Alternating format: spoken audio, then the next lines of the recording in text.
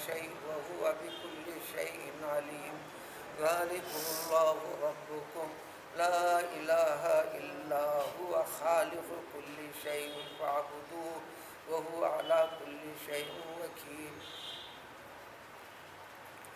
سابقہ چند آیتیں جس کے اندر اللہ تعالیٰ کی صفات اور اللہ تعالیٰ کی قدرت کی چیزوں کی تفصیل گزرتے گئی،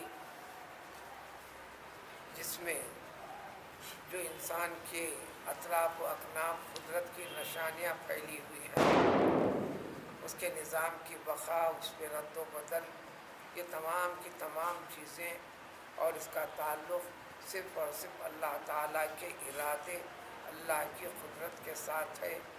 اس میں مخلوقات میں سے کسی کا کوئی دخل نہیں۔ تو پھر بھلا مخلوقات میں سے کسی کو معبود کا درجہ جو انسان دے بیٹھا ہے، شرک اختیار کرتے ہوئے معبود حقیقی کو حقیقی درجہ کیوں نہیں دیتا؟ حقیقی درجہ نہ دینا ہی یہ شرک ہے۔ شرک سے باز رہنے کے لیے تاکید کی گئی۔ مشرکوں کو خاص طور پر، ایمان والوں کو بھی، کہ کہیں اپنے ایمان کے اندر یہ شرک جیسی چیزیں سے یا شرک سے تعلق رکھنے والی چیزوں سے انسان اپنے ذہن کو پاک کرے، اپنی عبادتیں صرف اور صرف اللہ کے لیے خاص کر دے۔ اسی کا تتمہ آج کی ان آیتوں میں ہے۔ بدیع السماوات والارض، وہی اللہ تعالیٰ تمام آسمانوں کا، زمین کا بدیع ہے، پیدا کرنے والا، پیدا کیا ہے۔ کہیں باطن السماوات ہے، کہیں خالق ہے، کہیں جاعل ہے، جعلہ ہے، تو کہیں بدیع ہے۔ انتہائی عجیب و غریب، جس میں کسی کی انسان کی عقل و فکر کام نہ کرے، اور انتہائی بارونق، کمال درجے کی، اور بلا کسی مادے کے، کسی قسم کا میٹیریل نہیں، اور نہ اس سے پہلے اس قسم کا کوئی بھی نمونہ اور اس قسم کی کوئی وجود والی چیز بھی نہیں۔ ایسی صورتحال میں اس کیفیت کے ساتھ آسمان کو، زمین کو، بالفاظ دیگر ساری کائنات کو اللہ تعالیٰ ہی پیدا فرمایا ہے۔ عام عربی میں معنی بدیع کے معنی نادر، ندرت، کمال درجے کی خوبی۔ اللہ تعالیٰ نے یہ فن بھی بعض بندوں کو اضافی اعتبار سے، حقیقی اعتبار سے نہیں، اضافی اعتبار سے ایک طاقت اور کمال کسی کو اپنے کلام میں پیدا کر رہا ہوتا ہے، یعنی وہ نپی تلے ہوئے انداز میں بڑے پیارے شستہ اور میٹھے الفاظ کے ذریعے سے معنی اور مفہوم کو کسی کے سامنے ظاہر کرتا ہے۔ کبھی اس کے انسان کے اخلاق و عادات کے اندر بھی یہ صفت پیدا ہوتی ہے، بڑا انتہائی صاف، شستہ، مہذب طریقے سے وہ کیفیت انداز نبھانے والی، اس کو کہتے ہیں بدیع البداعت۔ تو کسی قسم کا کوئی طرز موجود نہیں، کوئی نمونہ، کوئی میٹیریل۔ ویسے حضرت آدم کو پیدا کرنے کا ذکر ہے کہ ہم نے مٹی سے پیدا کیا،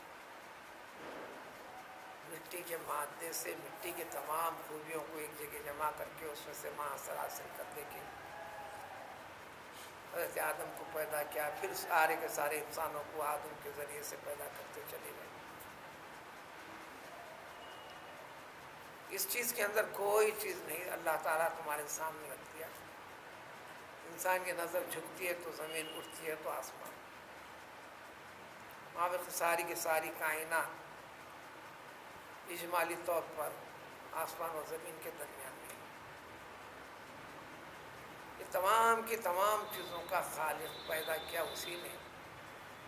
یہ کمال والا، اس سے متصل والی آیت جو تھی جس سے جوڑ ہے، عجیب انسان ہے، جنات کو معبود بنا لیا، انسانوں میں سے کسی انسان کو کسی نے فلاں کو اللہ کا بیٹا قرار دیا، فلاں کو اللہ کی بیوی قرار دیا، نعوذ باللہ من ذالک، فرشتوں کو کسی نے اللہ کی بیٹیاں قرار دے دیا۔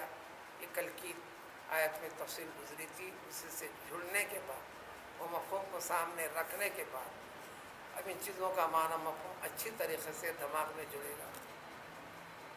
انا یکون لہ ولد، کس طرح ہوگا اس کے لیے کوئی لڑکا؟ جو انسانوں نے کہہ دیا،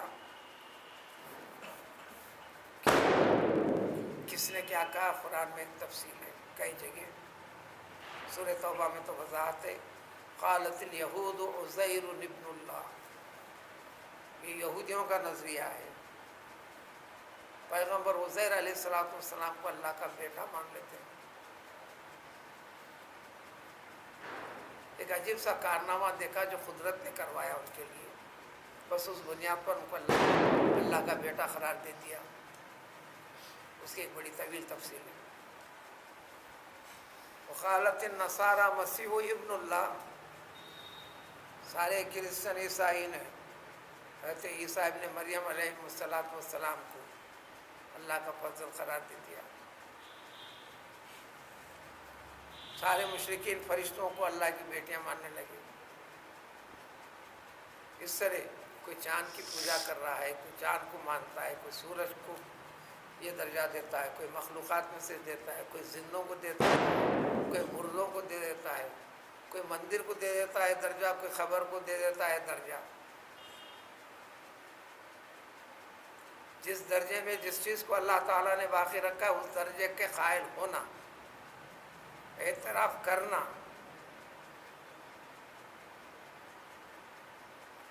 لیکن بحیثیت مخلوق کے فضیلت رب نے عطا کیا، بس اتنا درجہ، اللہ کے کاموں میں شریک نہیں کرنا۔ ایاک نعبد و ایاک نستعین، پرستی صرف اور صرف اللہ کی ہونا، صرف سورہ فاتحہ پڑھ لینا کافی نہیں، عملی طور پر آ جانا، ہر چیز میں طلب اور مدد عطا کرنے والی ذات یقین اسی کی طرف رکھنا۔ انسانوں نے یہ کہہ دیا کہ اللہ تعالیٰ کی اولاد بھی ہے۔ اب انسان کے ذہن کو رکھتے ہوئے، جتنے اولاد کا تعلق ہے انسان کے لیے، کسی نہ کسی ماں سے پیدا ہوا ہے۔ ارے جب اللہ تعالیٰ کی بیوی اور جورو ہے ہی نہیں، تو پھر اس کا لڑکا بیٹا یا بیٹی ہوں گی کیسے؟ بیٹی ہوں گی کیسے؟ تو گیا یہ دعویٰ انسان کا باطل ہے، فاسد ہے۔ وَخَلَقَ كُلَّ شَيْءٍ، بلکہ حقیقت یہ ہے ہر چیز کو پیدا صرف اور صرف اللہ تعالیٰ ہی نے کیا ہے، وہی پیدا کرتا ہے، وہی خالق ہے۔ چاہے فضیلتوں میں درجے میں چھوٹے بڑے جو امتیاز دنیا میں، کائنات کی ہر چیز کو اللہ تعالیٰ نے امتیاز بخشا ہے۔ یہ سب کچھ اللہ تعالیٰ کی مخلوق ہے، اور تمام مخلوق کے ذرے ذرے کو، ہر چیز کو، وَهُوَ بِكُلِّ شَيْءٍ عَلِيمٌ، اللہ تعالیٰ ہر چیز کا علم عطا پتہ رکھتا ہے، کوئی چیز اس کے علم سے باہر نہیں، خارج نہیں۔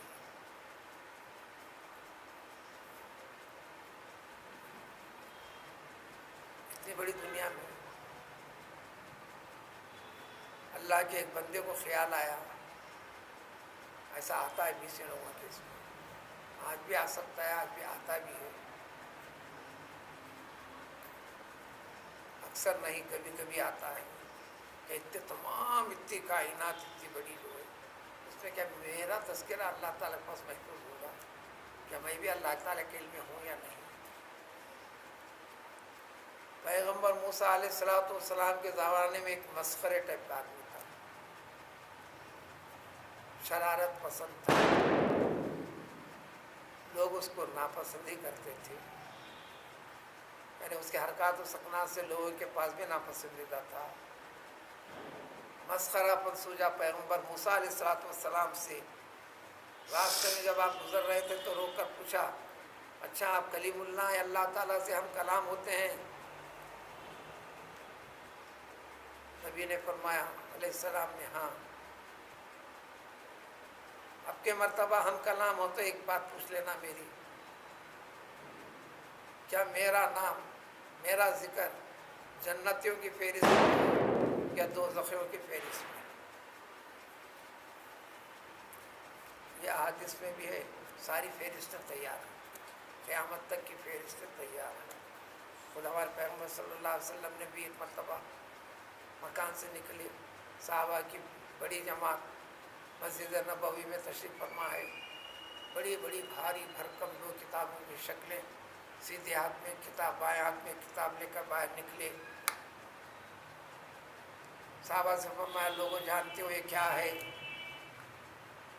صحابہ عام طور پہ ایک ہی جواب دیتے تھے، اللہ و رسول عالم، اللہ اور اس کا رسول خوب اور بہتر جانتے ہیں۔ ایک طریقہ ہے کسی کے دماغ میں اچھی طرح ذہن نشین کرانے کا، لہٰذا وہ ایجوکیشن بھی جو آبجیکٹو ٹائپ میں ہوتی ہے، یہ جس کو تعلیم دی جا رہی ہے وہ اس وقت سوال کے وقت پر اپنے ذہن کو متوجہ کرتا ہے، یقیناً وہ جواب نہیں دے گا، اب پوری توجہ جب اس کی ہوگی سوال کی طرف، اب جواب دینے پر اس کا ذہن آسانی سے قبول کرتا ہے۔ نبی کریم صلی اللہ علیہ وسلم کی پوری حیات طیبہ میں عام طور پر صحابہ کو تعلیم و تربیت کے لیے، دین کی بات ان کے دل و دماغ میں ذہن نشین کرانے کے لیے سب سے زیادہ احادیث میں یہ تذکرہ ملے گا، اے لوگوں جانتے ہوئے کیا ہے، یا اس کے بارے میں تم کیا کہتے ہو؟ حالانکہ کہنا کچھ بھی نہیں ہے، بتانا ہے۔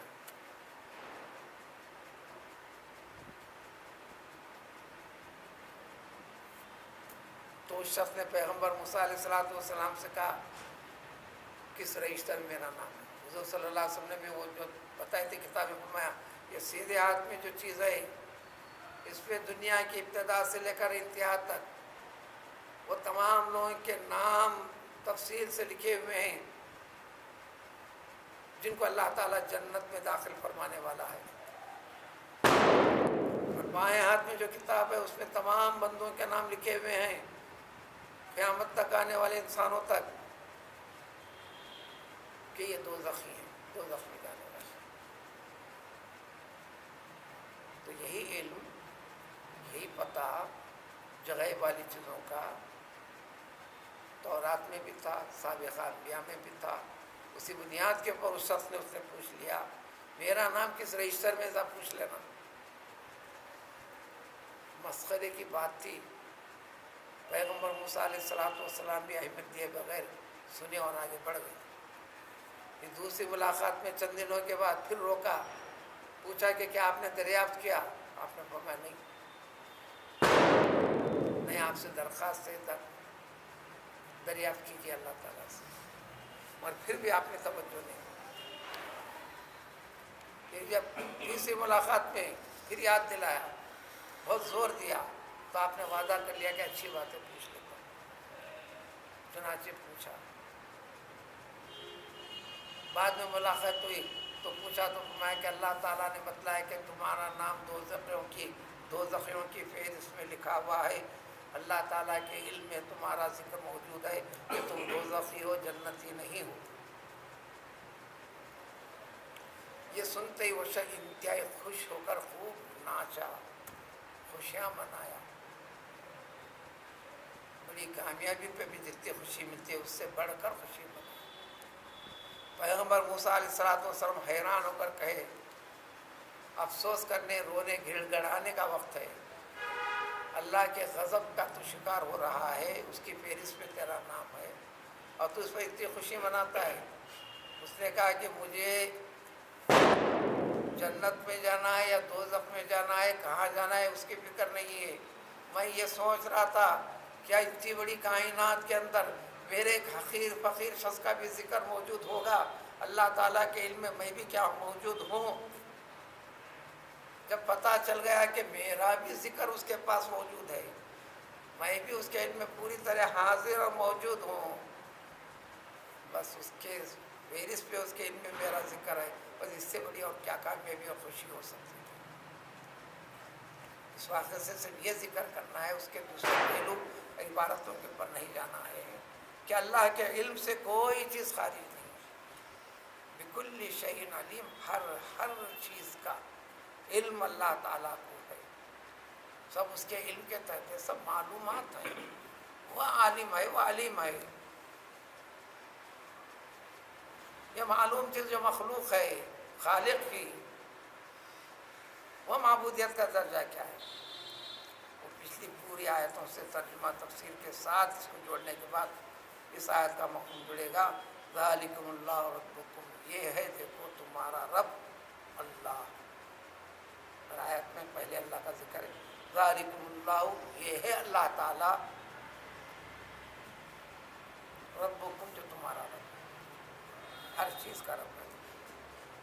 اسی لیے لا الہ الا لا الہ الا ہو، لا الہ الا ہوا، ہوا میں بھی اصل خالی یہ ہے، بہت زائد ہے ہو، اس لیے بعض اذکار میں لا الہ الا ہوا ہوتے ہوتے ہو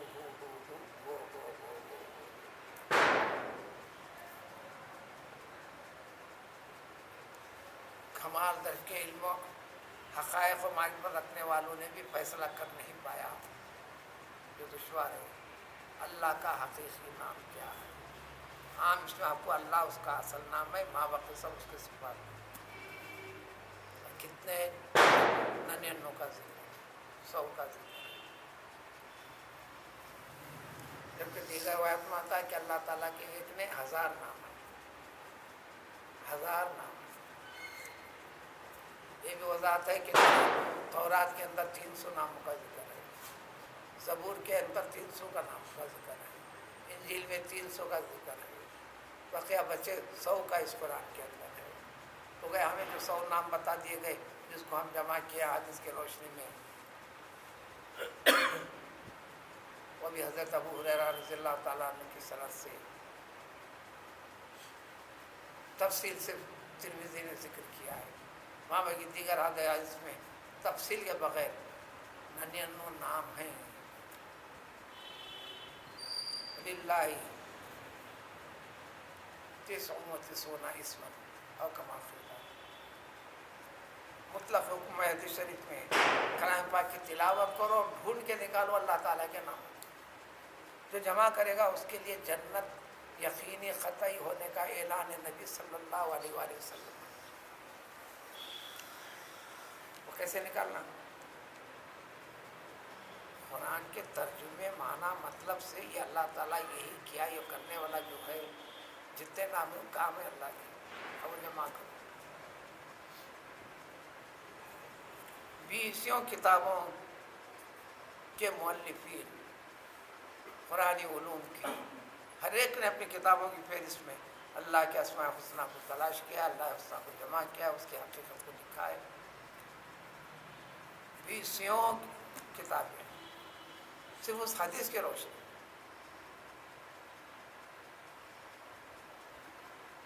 جو معنی مفہوم کے سمجھنے کے بعد بات سمجھنے کہ اچھا یہ کام اللہ تعالیٰ ہی فرماتے ہیں، کوئی اور نہیں کرتے، تو گیا یہ اللہ کا نام ہے۔ چند نام وضاحت کے ساتھ آپ کو ملتے چلتے ہیں، سمجھ میں آنے لگتا ہے۔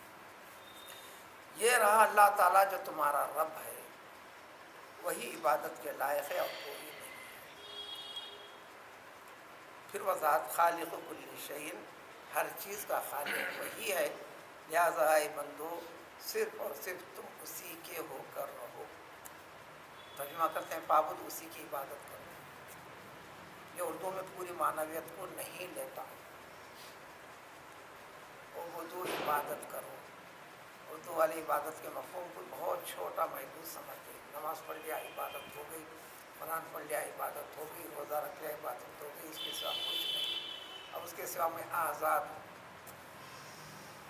شرافت کے لباس میں بھید کے اندر جو چاہے خرد و بد کر سکتا ہوں، جو چاہے صحیح اور غلط ملا کے کر سکتا ہوں، معاملات میں گڑبڑ کر سکتا ہوں، کسی اس کو اہمیت نہیں دے سکتا ہوں، کسی کے دل کو توڑ سکتا ہوں، کسی کے حق کو طلب کر سکتا ہوں۔ عبدیت کے معنی بندگی، بندگی معنی غلامیت، جس کے اندر بندے کا ذرا بھی اختیار نہیں اللہ کے حکم کے مقابلے میں۔ یہ کہ ہر ایک چیز کے اندر پیدا ہونا، اس لیے قرآن میں جہاں جہاں آیتیں یا ایھا الناس اعبدوا اللہ آتا ہے، وہاں ترجمہ کرتے ہیں اے تمام انسانوں تم اللہ تعالیٰ کو ایک جانو۔ اعبدوا عبادت کا ترجمہ اللہ کو وحدہ لا شریک جانو کا کرے۔ اور جب انسان مسلمانوں سے جب خطاب ہوتا ہے تو یا ایھا المؤمنون اعبدوا، اے مسلمانوں عبادت میں لگو، عبادت کرو، اس کے حکم کی اتباع فرما برداری کرو۔ اور ایک کمال درجے کی جس میں چیز ہو جاتی ہے اس کو کہتے ہیں کامل انسان۔ اس لیے نبی کریم صلی اللہ علیہ وسلم کو اسی لقب سے ایک سے زیادہ جگہ قرآن میں یہ ہیں عبد۔ انبیاء کرام علیہ الصلوۃ والسلام کو بھی حضرت ایوب کو فرمایا نعم العبد، حضرت ابراہیم کو فرمایا نعم العبد، حضرت سلیمان علیہ السلام کو نعم العبد، سب سے اچھے بندے عبد یہ، عبد یہ، عبد یہ۔ حضور اکرم صلی اللہ علیہ وسلم کو بھی سبحان الذی اسریٰ بعبدہ، حدیث شریف کی وضاحت میں ہے اللہ تعالیٰ نے فرمایا کہ اے محمد ہم آپ کا استقبال کس طریقے سے فرمائیں؟ آپ نے فرمایا بس آپ مجھے اپنا بندہ بنائیں۔ اس لیے سبحان الذی اسریٰ بعبدہ، الحمدللہ الذی انزل علی عبدہ محمد صلی اللہ علیہ وسلم، پیغمبر علیہ السلام۔ تو لہٰذا ہر چیز کا خالق ہے تو تم صرف اسی کے ہو کر رہ جاؤ، عمل میں، فکر میں، وہ علی کل شیء وکیل، اب ہر چیز کا وکیل۔ وکیل کس کو کہتے ہیں؟ آپ کسی چیز ذمہ داری اس کو دیے، وہ آپ کا کام کرے، وہ چیز آپ کے حوالے کرے، اس کا رکھ رکھاؤ پوری ذمہ داری سنبھالے۔ تو اللہ تعالیٰ کی وہ ذات ہے جو کچھ بھی وہ تم سے کروا رہا ہے ہر چیز واپس کرے گا، چھپائے گا نہیں۔ لوٹانے کا اس نے اعلان کیا، نہ صرف میں لوٹاتا ہوں، من جاء بالحسنۃ فلہ عشر امثالها، کم سے کم 10 گنا اضافہ، دوسری آیتوں سے تو 700 گنا اضافہ۔ عدد کی تکرار کے ساتھ وضاحت تفصیل نکلی کہ اللہ تعالیٰ عدد کا بھی محتاج نہیں، بندہ اس حد و حساب کو کر بھی نہیں سکتا، بس بندے کے خلوص اور فکر کو دیکھا، یہ اللہ تعالیٰ ہے۔ اگلی ایک آیت میں پھر مزید اللہ تعالیٰ کی حقیقت، بندہ اللہ کو کیسا پائے گا، کن آنکھوں سے دیکھ سکتا نہیں، اللہ تعالیٰ کا دیکھنا کیسا، بندوں کا دیکھنا کیسا، اس کی تفصیل اگلی آیت۔